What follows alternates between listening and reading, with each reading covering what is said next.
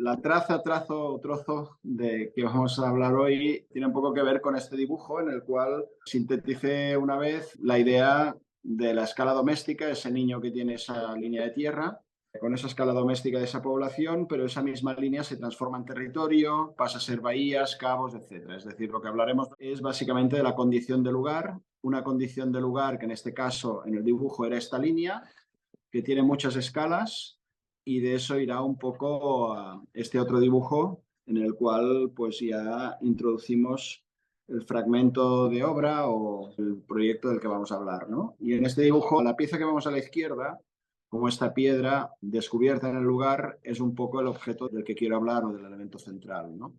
Venimos de esta obra, venimos de estos círculos, que era materia transpirable en otro proyecto hecho por el estudio, y de estos 10 centímetros de diámetro pasaremos, para enlazar con la otra obra, a 300 centímetros de diámetro, que es este elemento, y el objeto que aparecía en el dibujo es el que está en el fondo, ¿no? Un poco, que es un elemento preexistente en el lugar. Esos grandes bolos de granito, esas estructuras que al lado y lado de este círculo nos encontramos, estaban ya en el lugar, y lo que hacemos es descubrirlas, ¿no?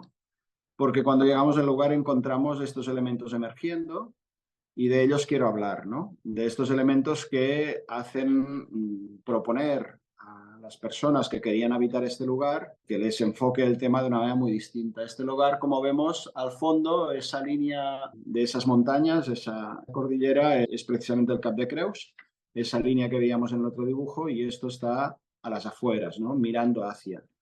Y esas piedras son estas, ¿no? Y esto lleva el enfoque de este lugar, el cual queremos habitar, y que es como un pequeño yacimiento arqueológico al final, ¿no? Aunque lo que se quería hacer en un principio era una casa, y lo que tendremos al final es un hábitat con sus pequeñas diferencias. El hábitat que sigue estas estructuras graníticas y que como elementos portantes, que es su condición principal, y elementos que configura el perímetro de ese hábitat, y que a la vez genera un vaciado que se sitúa a la parcela exterior y que actúa a la vez como gran cantera de ese nuevo hábitat. Esas estructuras que quedan generan estos vacíos, y estos vacíos son ocupados por esos círculos que hemos visto antes en forma de habitáculos o de habitaciones, con alguna zona común, pero básicamente la relación interior-exterior, la gestión del clima, la relación con esas rocas graníticas y su inercia térmica, ese es el nuevo hábitat que provocan que del encargo inicial, que era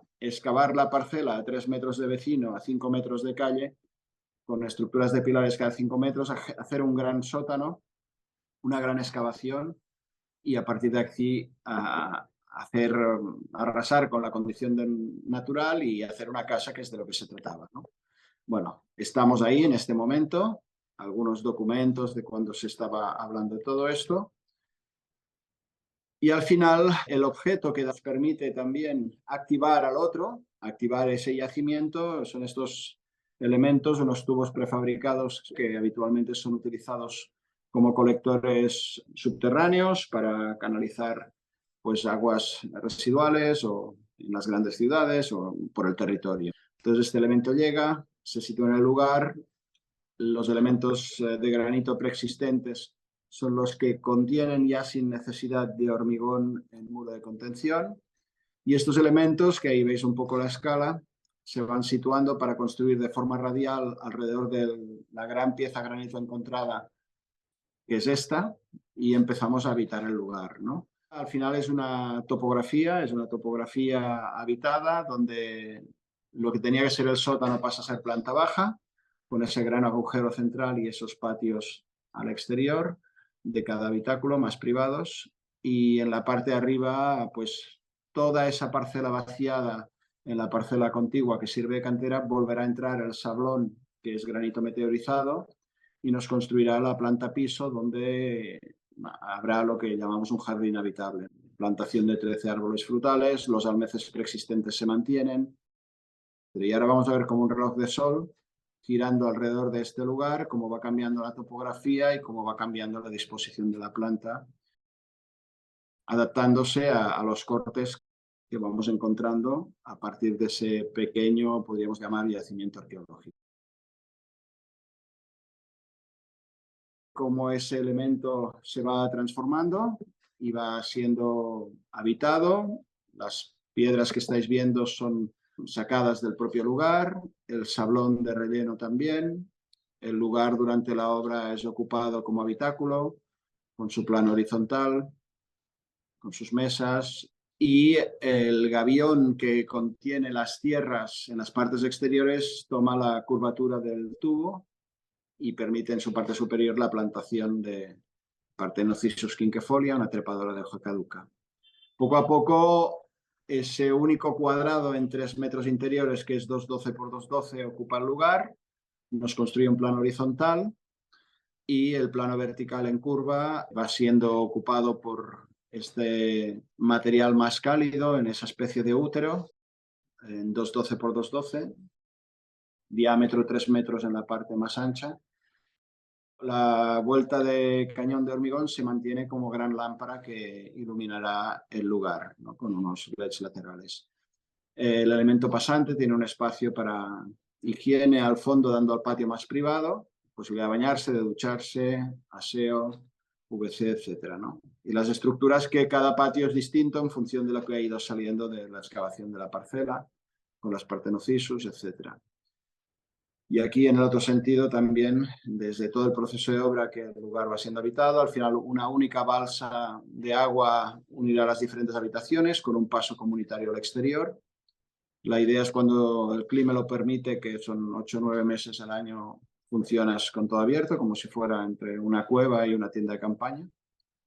Después, para ir a la zona común, tienes que salir al exterior. Y esa alianza con el clima es una de las propuestas también que aquí se plantean.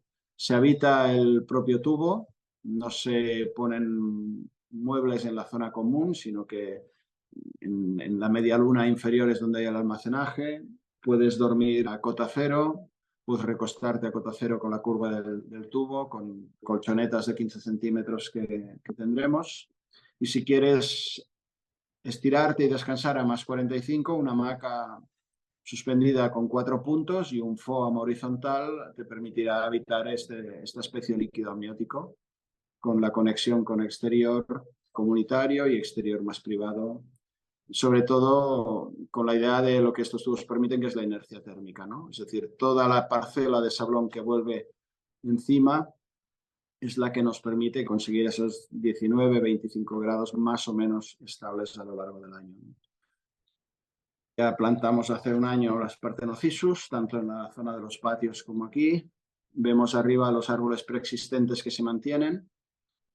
Un día que llovió ya vemos la lámina de agua que subirá a los 50 centímetros de altura. Y ya el paso que ahora tenemos con la madera de castaño, perdiendo ya todo el tinte, y dejamos que acabe de desteñirse para después ya dar un último tratamiento. Arriba vemos los almeces preexistentes. Falta rematar con una línea también esta cubierta. Y ahora vemos cómo se habilitó la planta superior, impermeabilizó, aisló térmicamente, se protegió. Y poco a poco, con tubos de drenaje cada 50 centímetros, hasta esta piedra en seco, que es la que contiene el sablón, y piedra que ha salido del propio lugar, va construyendo estos triángulos, que es donde se van a plantar los árboles frutales, ¿no? Jardineras que alimentan las viseras que tiene cada habitáculo, y la futura lámina de agua.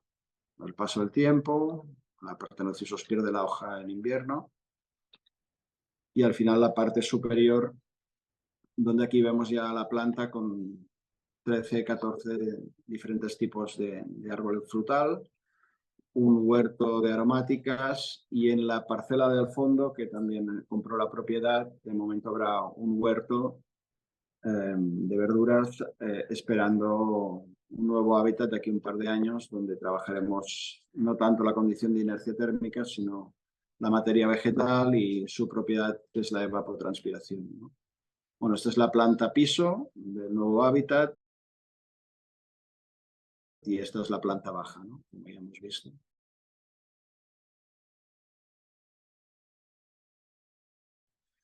Y este es el ejercicio, ¿no? Una excavación, un descubrimiento, y un terraplanado posterior con materia que ha salido de la propia parcela, que es transformada a la izquierda en diferentes estados de tamaño. Los bolos que han salido de forma natural son utilizados como rocalla en muchos casos y los otros son transformados. Los vecinos con un modelo de vivienda parecido al que en un principio se quería establecer, que es gran vaciado de parcela, gran sótano, una piscina, isla de calor, muchos metros cuadrados interiores, con una normativa urbanística que permite locuras en metros cuadrados. Y aquí, alrededor de 150 o 200 metros cuadrados interiores, ocupamos la parcela de 900, pero la mantenemos entera para volver a poner en valor sus elementos, intentando con una actitud de reconexión y de recuperar viejos hábitos, conexiones con otros ejercicios, con otros proyectos, posibles referencias. Pensaba en este momento en el proyecto de Seró, cuando se descubren las piedras neolíticas, el dolmen megalítico, y esas piedras le hemos de construir un envolvente, una nueva condición de lugar, que fue esta.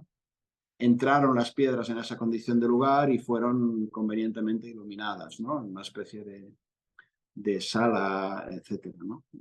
O de cámara. En este caso es al revés, las piedras están ahí, las descubrimos y casi estaríamos en esta situación, ¿no? Estamos en el yacimiento y a partir de aquí habilitamos una condición de lugar. O los hornos romanos, donde la condición matérica del gabión de piedra granítica, en este caso de la Vallensana, la nuestra es una piedra granítica de l'Empordà, ¿no? Que estaba en el propio lugar, pero la técnica del gabión en seco, aquí es la única vez que lo habíamos curvado en el plano vertical. Aquí lo curvamos en el otro sentido para construir las jardineras y el patio interior de cada una de las habitaciones. Evidentemente la condición de la inercia térmica, el estar enterrado, la ventilación cruzada, en este caso la iluminación era cenital, en el caso del jardín habitable es en el plano vertical y a través, pero esa condición de horizonte, estrato y cueva también está presente en este proyecto, ¿no? El jardín habitable sería el parque de Vilasar y ese estrato que se atraviesa con esas pequeñas habitaciones cueva. Otra referencia podría ser la actitud en la casa en Sas Oliveras, en Cadaqués, hace 10-12 años, donde detectamos una primera construcción, que es con el desbroce de la parcela, pues todas las trabaseras y feixas que aparecen, todas las rocas o espejos de pizarra grandes, y todo eso es condición de proyecto. Nos fabricamos esa primera construcción en el estudio y a partir de aquí proyectamos la mediación o la adaptación del hábitat con esas líneas de fuerza que eran las traseras, las paredes de carga de la nueva casa, y por lo tanto se habita un olivar donde también la condición de la materia vegetal, tenemos aquí todas las especies preexistentes, se intenta preservar, ¿no? Rocas que aparecen durante la obra se mantienen en el interior, aparecen cosas parecidas en el hábitat que hemos hablado. La casa Zariquey en Cadaqués también vemos abajo en el prado este gran farallón de pizarra que lo revelamos, ¿no? Sacando la tierra que habría y lo incorporamos a la casa, estaba enterrado y lo incorporamos y ocupamos en ese recodo una pequeña lámina de agua con el mismo material que hemos utilizado en Capmany también, ¿no? Y aquí tenemos la pérgola en Seró con un plano horizontal, la parte de narcisos quinquefolia y su condición de la evapotranspiración, son esas pequeñas gotitas, lo cual acaba de, aparte de la inercia térmica que tenemos en los tubos, a condicionar en momentos cálidos la temperatura del lugar, ¿no? Y después un detalle constructivo que es los zarcillos que generarán al enroscarse en este caso en las varillas de hierro, ¿no? Y bueno, dos imágenes de referencia, el Mas de la Calderera en Riudoms, con esos dos grandes plátanos a 5 metros de la fachada y esa piel inteligente de hoja caduca que ofrece sol y sombra según es necesidad en cada momento del año, o en el Cap de Creus, volviendo al principio, con esa cantera preexistente que es interpretada por los pescadores, esa roca que ya te protege del viento del norte, utilizas la propia roca como cantera y con el material extraído te adhieres a ella para disfrutar de su inercia térmica, construir un plano horizontal para relacionarte con esa línea que veíamos en ese primer dibujo, que es el cambio de estado de tierra-agua, y una ventilación cruzada por efecto Venturi. Y con esto acabaríamos un poco este trazo que nos propone Félix.